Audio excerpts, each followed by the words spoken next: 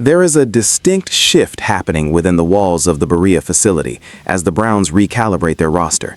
We are seeing a flurry of activity that touches every level of the organization, from the trenches to the quarterback room.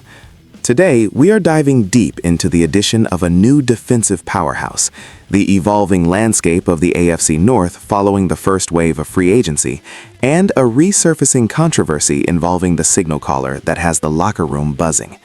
Everything is in motion, and the implications for this season are massive. The Cleveland Browns have officially bolstered their defensive front with the acquisition of Kalia Davis, a move that signals a clear intent to fortify the interior line. When we look at the defensive tackle rotation, the addition of Kalia Davis provides a specific type of physicality that the coaching staff has been prioritizing throughout the early stages of this offseason. Kalia Davis brings a blend of explosive get-off and lateral quickness that is essential for a team aiming to disrupt the high-octane passing attacks of the AFC North. Historically, the Browns have struggled to maintain interior pressure against elite interior offensive linemen, and Kalia Davis presents a potential solution to that recurring issue. From a tactical standpoint, his ability to penetrate the gap on passing downs allows the defensive ends to work with more isolation, creating a more cohesive pass rush package. We need to consider how this fits into the broader scheme. The defensive coordinator is looking for players who can win their individual matchups, and the scouting report on Kalia Davis suggests he has the motor and the technique to do exactly that. Beyond the athleticism, it is the financial structure of this move that stands out, as the front office continues to manage the cap with precision, ensuring they have the flexibility to address other areas of need. Fans should be encouraged by the fact that the organization is not standing pat. They are aggressively targeting specific skill sets to round out a defense that is already talented. The expectations for Kalia Davis are high, and while he will have to fight for snaps in a crowded room, his ceiling is undeniably intriguing. As we look at the depth chart, the competition at defensive tackle is going to be fierce throughout training camp, and that is exactly the environment that yields production. Kalia Davis is entering a system that values versatility, and if he can translate his college production and early pro flashes to this defensive scheme, he could become a cornerstone of the rotation. This is not just a depth signing, this is a strategic move designed to keep the defense fresh and dangerous in the fourth quarter of games. It is important to remember that the transition to a new defensive philosophy often requires time, but the integration of players like Kalia Davis is a clear indicator of the direction the team is heading. We will be watching his progress closely as the team moves through the upcoming phases of the offseason program, and his development will be a key storyline to track during the summer months. It is safe to say that the front office has done its homework on Kalia Davis, and the investment reflects a belief in his long-term potential within this specific defensive front. But that is not the only situation developing right now, as the team's standing in the division has shifted significantly. If you are enjoying this deep dive into the latest Browns news, make sure to hit the like button and subscribe to the channel for daily updates. Your support helps us bring you the best insider coverage. The landscape of the AFC North is a brutal environment, and after the first wave of free agency, the Cleveland Browns find themselves in a precarious but potentially opportunistic position.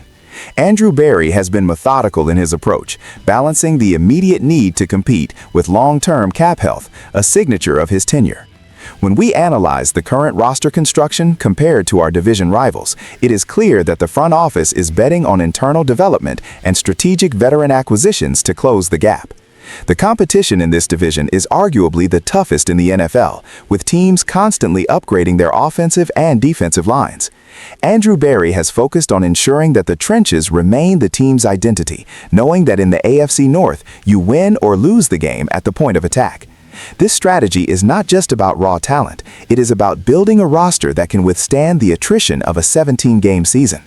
The salary cap maneuvers orchestrated by Andrew Berry have allowed the Browns to remain flexible, while others have had to shed key contributors to get under the threshold. This financial discipline is often overlooked by the casual observer, but for those of us inside the building, it is the cornerstone of the franchise's strategy. By keeping the core intact and adding targeted reinforcements, the team is positioning itself to be a contender well into December. The shift in the AFC North hierarchy is subtle, but the moves made by the Browns suggest a commitment to a specific identity that prioritizes toughness and scheme discipline. Andrew Berry understands that the division is won through depth, and the focus on secondary and front seven depth shows a clear understanding of the division's physical demands. As we monitor the team's progress, the focus will remain on how these new pieces integrate into the established culture.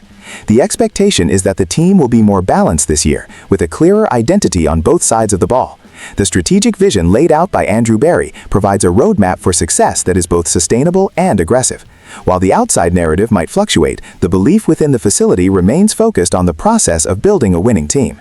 The upcoming draft will be the next major test for this front office as they look to add impact talent to an already solid foundation.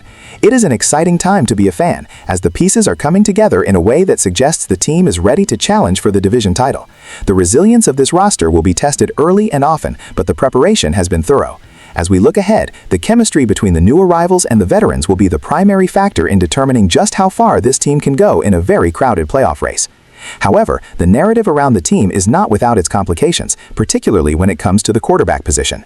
The conversation around the Cleveland Browns took a sharp turn this week following comments from a former wide receiver who claimed he was burned by Deshaun Watson.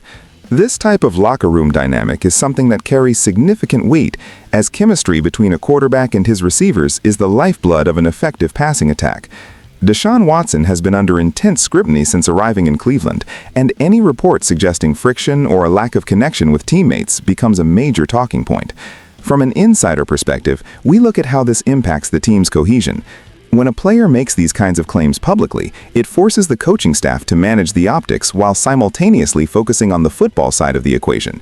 Deshaun Watson is expected to be the leader of this offense, and the success of the team is inextricably linked to his performance and his relationship with his pass catchers. We have to analyze the source of these claims and the context in which they are being made.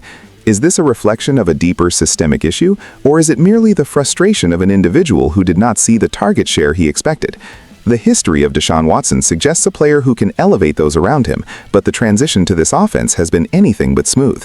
The offensive scheme requires high-level timing and trust, and if that is compromised, the entire unit struggles to find rhythm.